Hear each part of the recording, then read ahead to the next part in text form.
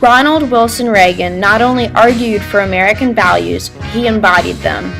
Just when comprehensive new programs designed to go beyond the modest New Deal to establish a great society were received, here is this former movie star who questioned the very ideas of government as a catalyst of social good. And this idea that government is beholden to the people, that it has no other source of power except the sovereign people, is still the newest and the most unique idea in all the long history of man's relation to man. He was forward-thinking, optimistic, and liked to quote the Revolutionary War writer Thomas Paine, "We have it in our power to begin the world over again."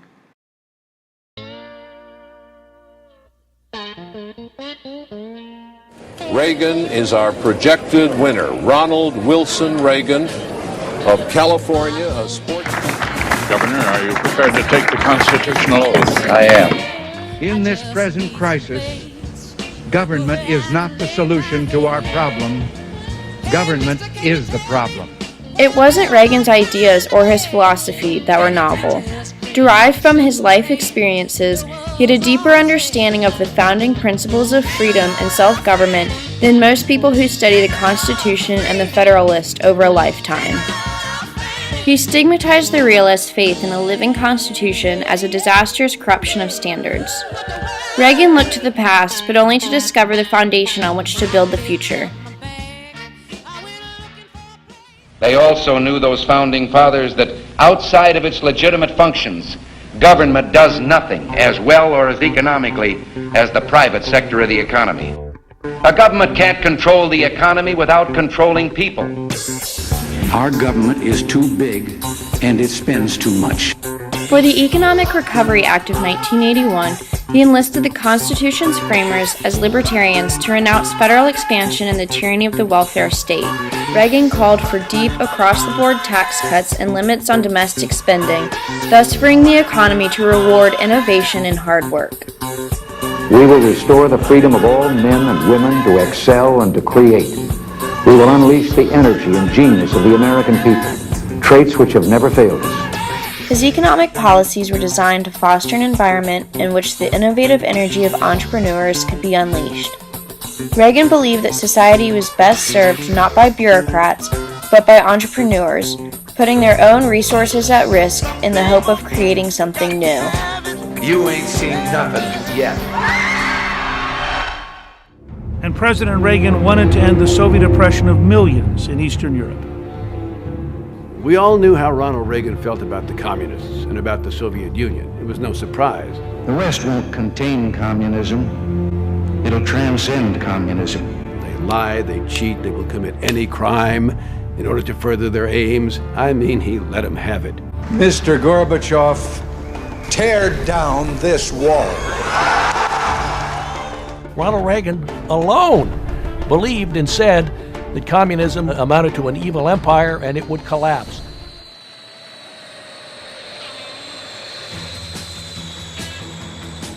In August of 1980, the communist government in Poland faced a spontaneous workers' revolution. The Polish workers of the Solidarity trade union staged a strike and challenged the party's legitimacy. The Soviets accused them of provocative behavior and declared martial law. For months, the free world watched to see if the Red Army would roll its tanks across the border. Reagan wrote in his diary at the time, "We can't let this revolution against communism fail without our offering a hand. We may never have an opportunity like this in our lifetime." Reagan worked behind the scenes with Britain's Margaret Thatcher and Pope John Paul II to aggressively support the Solidarity movement. He openly identified the United States with the democratic revolt in the communist world, beginning with Poland.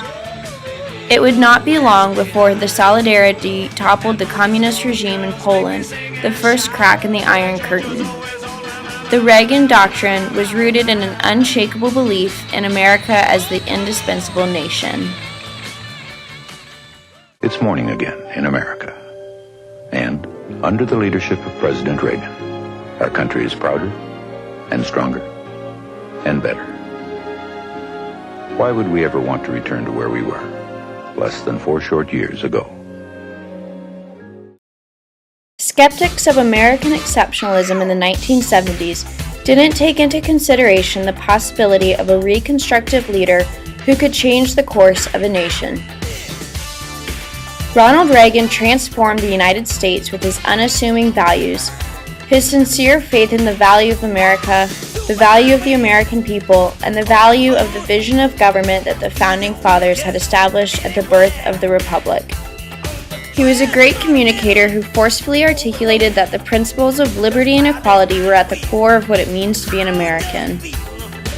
It is worth asking what, in Reagan's view, made America such a great nation. Unlike many of his critics on the left, Reagan never despised the materialistic accomplishments of a free society. Like Tocqueville, Reagan seemed to accept that self-interest is a necessary foundation for liberal democratic regimes. We are a nation that has a government, not the other way around. And this makes us special among the nations of the earth. Our government has no power except that granted it by the people. Reagan's conception of America was inclusive. He saw the United States as a land of immigrants where one's origins matter less than one's destination. He sought to export the American ideal to other countries in the firm conviction that it reflected global aspirations. His American exceptionalism was inextricably linked with American universalism.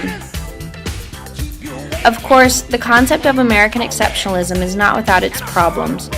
The idea tends to lead itself to American arrogance and exploitation. Unchecked by political realism, it can shut down diplomacy and rationalize badly conceived conflicts. The fact remains, however, that America's achievements in the cause of freedom owe a large debt to this belief in the exceptional character of its democratic culture. I believe that God put this land between the two great oceans to be found by special people from every corner of the world. What we hear in Ronald Reagan's speech when he's talking about a city on a hill, he's saying that we've returned to who we really are as Americans. We have always believed that we can be a beacon for the rest of the world. A final word to the men and women of the Reagan Revolution. My friends, we did it. We weren't just marking time. We made a difference. All in all, not bad. Not bad at all. Goodbye. God bless you. And God bless the United States of America.